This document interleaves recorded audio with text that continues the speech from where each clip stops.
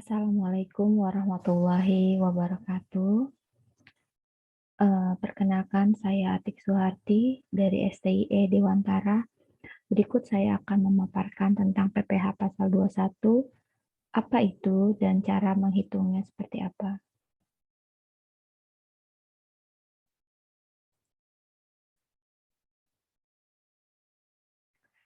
Baik, sebelum kita menghitung PPh 21, kita lihat dulu apa pengertian dari PPh 21.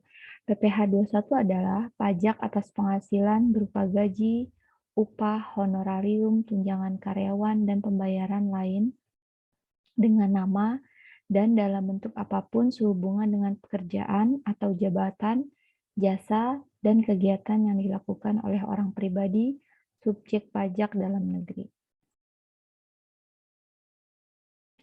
Wajib pajak PPh 21 adalah orang yang dikenai pajak atas penghasilannya atau penerima penghasilan yang dipotong PPh 21 berdasarkan Perdirjen nomor PER strip 32/PJ/2015. Pasal 3 wajib pajak PPh 21.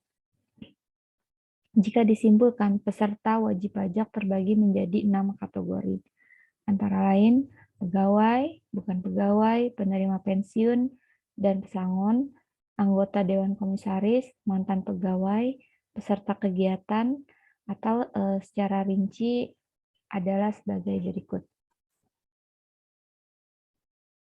Nah, pertama kita lihat itu sebagai pegawai, apa saja sih yang dimaksud sebagai pegawai itu, yaitu diantaranya adalah PNS, buruh, karyawan, dan lain sebagainya. Kedua, penerima uang pesangon, pensiun, atau manfaat uang pensiun, tunjangan hari tua atau jaminan hari tua, termasuk ahli warisnya juga merupakan wajib pajak PPh 21.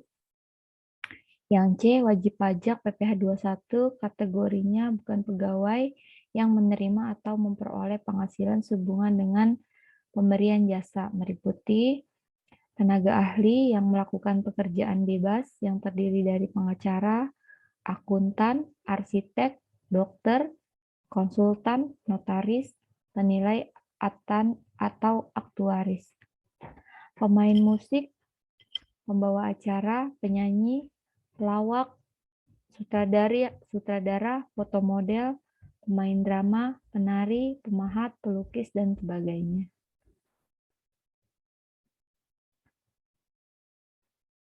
Apa itu dasar pengenaan pajak atau DPP? DPP adalah dasar pengenaan pajak yang diperoleh dari penghasilan kena pajak dari wajib pajak penerima penghasilan. Apa saja DPP bagi para wajib pajak PPh 21? Berikut dasar pengenaan dan pemotongan PPh pasal 21.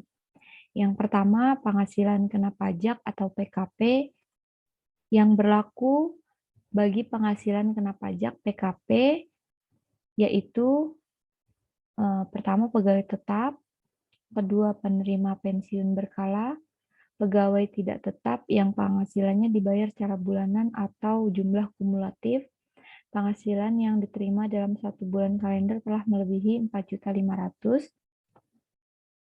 bukan pegawai penerima imbalan bersifat berkesinambungan. B.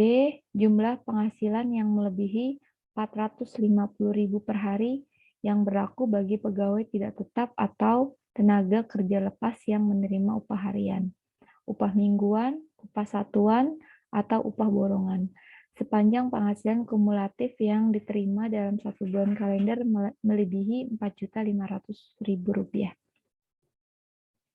C. Dasar pemotongan atau pengenaan PPh 21 selanjutnya adalah 50% dari jumlah bruto yang berlaku bagi bukan pegawai sebagaimana dimaksud dalam Perdirjen Pajak nomor PER 32/PJ/2015 pasal 3 huruf C yang menerima imbalan yang tidak bersifat berkesinambungan.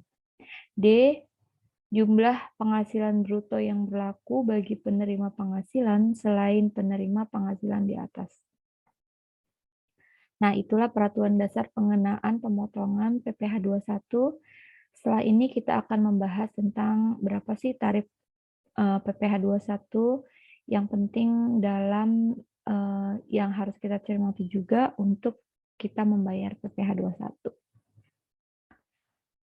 Nah, setelah memahami bagaimana pengenaan pajak, kita mengetahui eh, cara perhitungan pengenaan PPh 21. Wajib pajak yang dimaksud di sini memiliki nomor NPWP.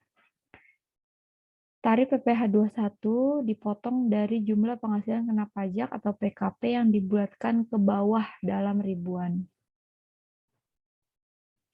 Besarnya tarif yang diterapkan terhadap wajib pajak tidak memiliki NPWP atau nomor pokok wajib pajak lebih tinggi 20% dari tarif yang diterapkan terhadap wajib pajak yang dapat menunjukkan NPWP atau nomor pokok wajib pajak. Ketentuan mengenai petunjuk pelaksanaan pemotongan pajak atas penghasilan sehubungan dengan pekerjaan, jasa, atau kegiatan diatur dengan berdasarkan peraturan Menteri Keuangan.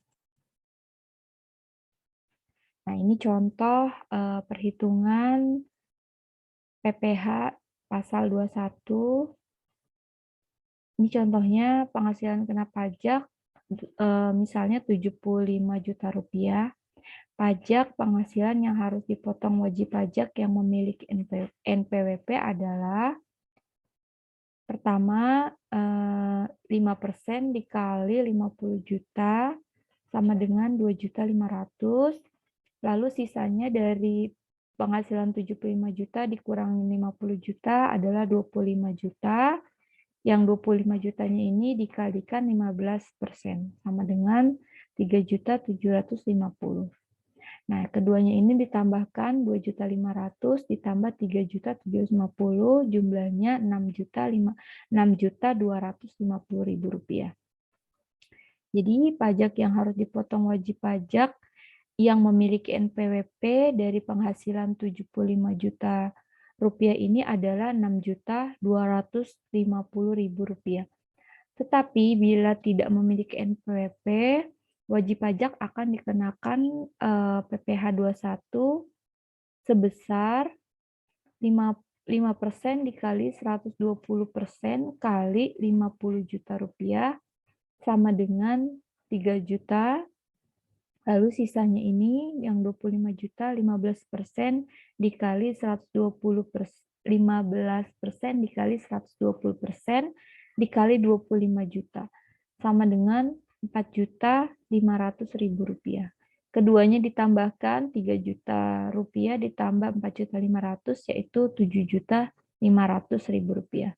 Mengapa ini lebih besar? Karena ketentuan tadi jika tidak memiliki NPWP, maka PPh yang dipotong akan lebih besar 20%.